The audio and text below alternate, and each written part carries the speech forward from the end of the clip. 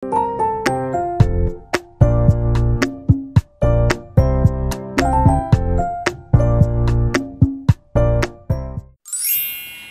ayan po, may update tayo ngayon dahil na-rebook na naman po. Hindi pala na-rebook. Kinancel na naman ng airline namin yung aming flight. Talagang bonggang-bonggang kinancel po nila yung aming flight. Pangalawang beses na po nilang kinancel yung aming flight. Kaya kanilang madaling araw. Kasi usually nagbe-message sila madaling araw. Hindi ko nga alam bakit madaling araw. Siguro dahil sa different time zones nga. Kasi akala ko naman nandito lang yan sila sa Pinas. So, yun nga po, binago nila, kinancel nila yung aming flight. So, ginawa ko, talagang kinancel ko na dun sa airline na yun. Nagpa-refund na lang ako, which is hindi ko pa nagagawa dahil napaka-loading ng system. Hindi ako makapasok. Ang tagal ng waiting time kung para makapasok sa system nila. So, ginawa namin, hindi na kami tumuloy dun. Kasi nga 2 beses nang kinancel na yung hindi malinaw yung reason. Kaya dun ako naiinis konti, slight. So, yun, naglipat kami ng ibang airline, which is a sweeper flight, going to Bacolod.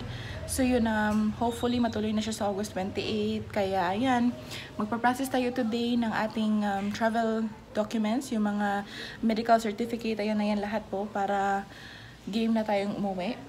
And then, nakipag-coordinate na rin po ako sa LGU namin doon. Kaya hihintay na lang namin yung notice of acceptance or notice of coordination pag nandyan na yung medical certificate. So, I'll take you today kung saan kami pupunta para ma-process lahat yung mga documents na yun. So, ayan po. I'll see you later.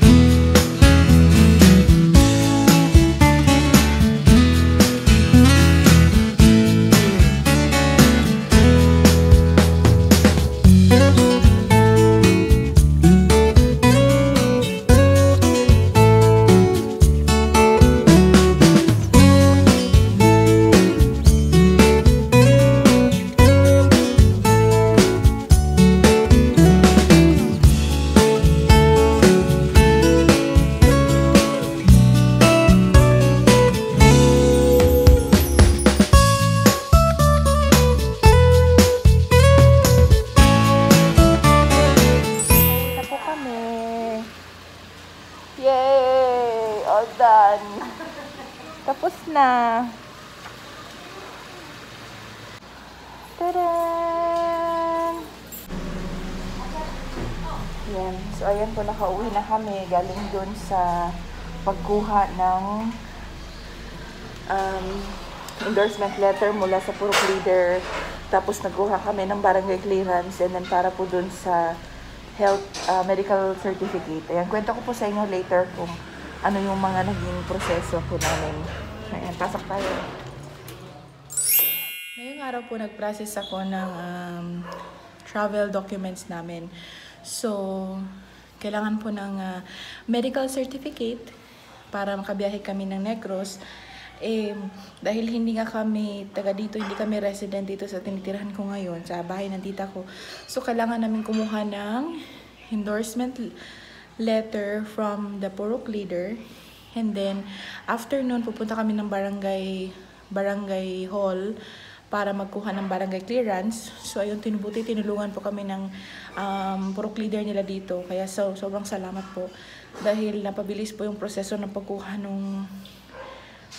barangay clearance dahil kailangan pa po namin ng barangay ID Hindi naman nga po kami taga dito.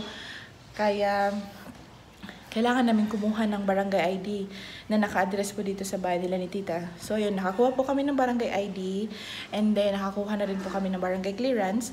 And then doon naman sa health center, doon po kukunin yung medical certificate. So yun, so kailangan pong matingnan ng doktor para ma-check po kung talagang physically fit ka po and healthy ka po mag-travel. So yun po ang kukunin natin dun sa health center nila dito. And then after that, pupunta po kami sa parang station nila dito para may kukunin din dun na travel pass. And then after that, isasubmit ko po yun sa aming LGU dun sa Negros para ma-releasean po tayo ng notice of coordination or para pa sa iba po kasi yan, certificate of acceptance po yan. Ibig sabihin, nakipag-coordinate ka sa LGU nyo na uuwi ka doon para i-accept ka po nila and i-process po nila yung pag-uwi mo para pagdating mo doon, madali na lang, mas-swab ka ulit tapos yung isolation facility po na pagsistehan nyo during the quarantine. Ayan, so ayan, wala po akong glasses by the way ngayon kasi nahihirapan ako na yung mag-face mask tapos mag-face shield na may glasses kasi nagpa-fog yung sa glasses ko. Papaayos ko pa yan pag nakabalik na ako ng Canada. Kasi yun nga, nagpa-fog siya. So mas nahihirapan akong makakita. Kaya tinatanggal ko lang siya and then binabalik ko lang din after a while. Kasi nagmamigraine din naman ako pag sobrang tagal na siya natanggal. Kaya nga lang mas nahihirapan talaga ako. Tsaka sumasakit na rin yung ulo ko pag ganun. Yung nagpa-fog na siya, yung glasses niya, naduduling na ako doon. So, ayan po. Ayan, so dahil na-stress po ako kagabi, wala akong tulog. Ayan na naman yung aking stress reliever. Delivery ng Lafang. To-deliver tayo ngayon ng Krispy Kreme dahil na-miss natin ang Krispy Kreme.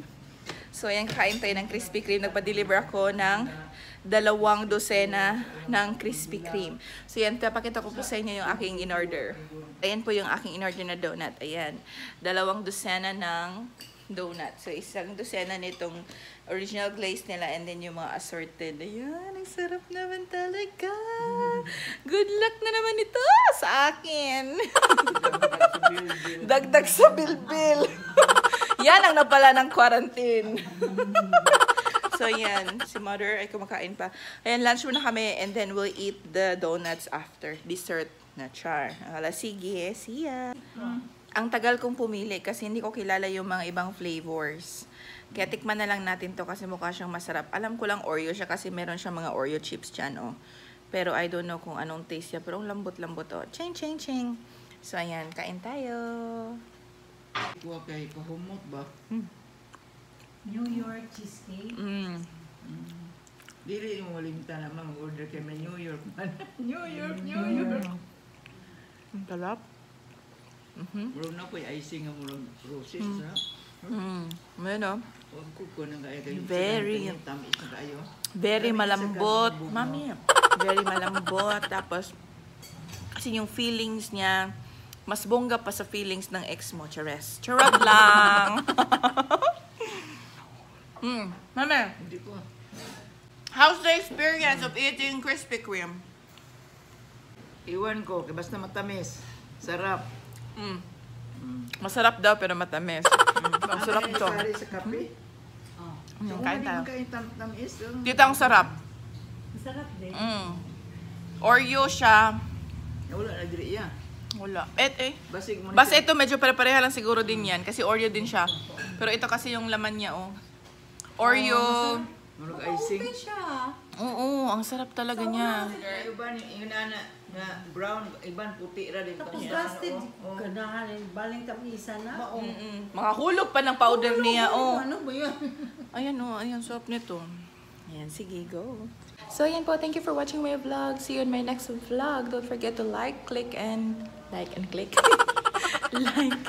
like and click the ano ba yun? Like, subscribe. Yeah. Don't forget to like, click. Ano ba? Bakit click?